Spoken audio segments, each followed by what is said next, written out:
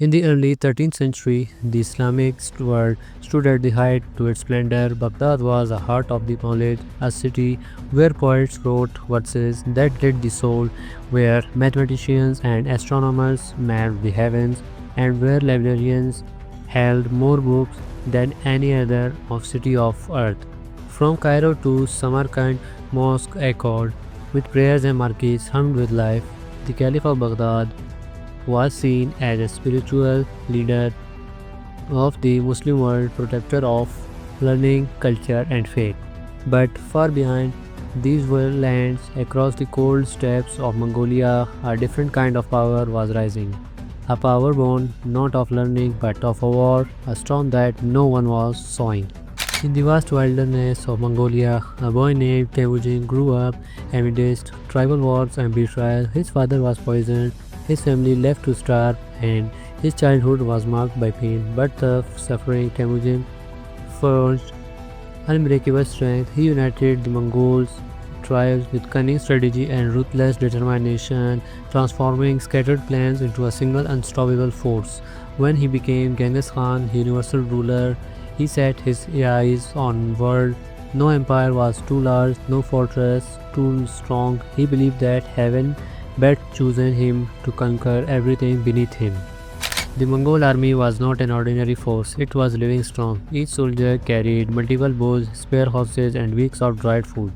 They could ride for days without rest, covering distances that stunned their enemies.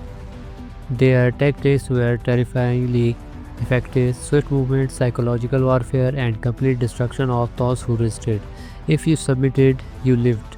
If you fought, your city vanished from earth. No one, not the Persians, not the Chinese, not the Russians, could withstand them.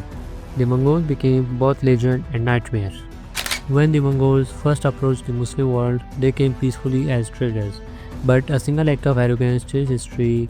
The Khwarezm Sultan executed Mongols, merchants, and envoys, insulting Genghis Khan. It was a fatal mistake. The Khan vowed revenge such that the world would tremble for 100 years. In 1219, his army descended upon the Khwarezm Empire. Bukhara fell, Samarkand fell, cities were burned, their people slaughtered, mosques and libraries were turned to ashes. One Mongol commander stood atop of a pile of ruins and shouted, "Where is your God now?" The Muslims wept. They knew this was not an ordinary war. From the safety of Baghdad, the Abbasid Caliphate watched in horror as the eastern land fell one by one. The once great Khwarezm Empire had vanished like dust in the wind, but many in Baghdad believed they were protected by the faith, their scholars, and their glory. "We are people of knowledge," they said. "Surely Allah will not abandon us." Yet arrogance and complacency had crept into the heart of Caliphate. The warning signs were there, but few paid attention. After Genghis Khan's death, his descendants inherited the largest empire ever known. Among them was Halaku Khan, ambitious, intelligent, and ruthless. The great Khan in Mongolia ordered him to march west to destroy the last bastion of resistance, the Islamic world itself. Halaku gathered a vast army not of nomads alone but of engineers, catapults, and war machines from across Asia. He promised to erase Baghdad from history. The Mongols swept through Persia like wildfire. Isfahan fell, Nishapur fell, cities that had stood for centuries became fields of bones.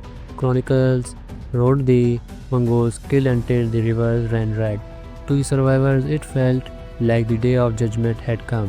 The world's most advanced civilization was being torn apart by the world's brutal army. From Syria to Egypt, the name Mongols spread terror. No army could stop them, no wars could stop them.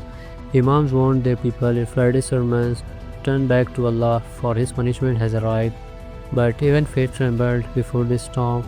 Rulers argued instead of uniting, scholars debated while cities burned, and somewhere beyond the horizon Baghdad, the city of peace, waited for its turn. In 1258, Halaku Khan reached Baghdad's gate. The Caliph al-Mustasim had done little to prepare. He underestimated the threat, believing the Mongols would never dare touch the capital of Islam. He was wrong. The Mongols surrounded the city, dammed the Tigris River, and built bridges of corpses to cross its water. For 7 days, the sky rained fire, stones, and flaming pitch fell from catapults. That people of Baghdad, men, women, and children, cried out to Allah for help, but the walls began to crumble. When the gates finally broke, the Mongols stormed in the city. What followed was unimaginable. For 7 days, Baghdad burned the Grand Library, Beit al-Hikmah, where generations of scholars had preserved the world's knowledge, was thrown into Tigris. It's said this river ran black from the ink of books, then red from the blood of its people. The caliph was captured and executed, wrapped in a carpet and trampled by horses so that no royal blood would touch the ground. The city of peace had become city of ashes. Historians say more than 1 million souls perished. Baghdad's garden, its mosques, its libraries, all gone. The golden age of Islam had ended in 1 week. The Mongols left behind nothing but silence and smoke. For the first time in 600 years, the Muslim world had no caliph, no capital, no unity. It seemed as Allah's favor had been withdrawn, but history was not done yet. The world mourned, but Allah's plan was greater than any army's destruction. From the same Mongols who brought devastation, who raised new believers, who could one day defend Islam with their swords and hearts. The same hands that burned the Quran later hold it. Reverence from ashes, faith would be reborn. This was not the end, it was beginning of incredible transformation.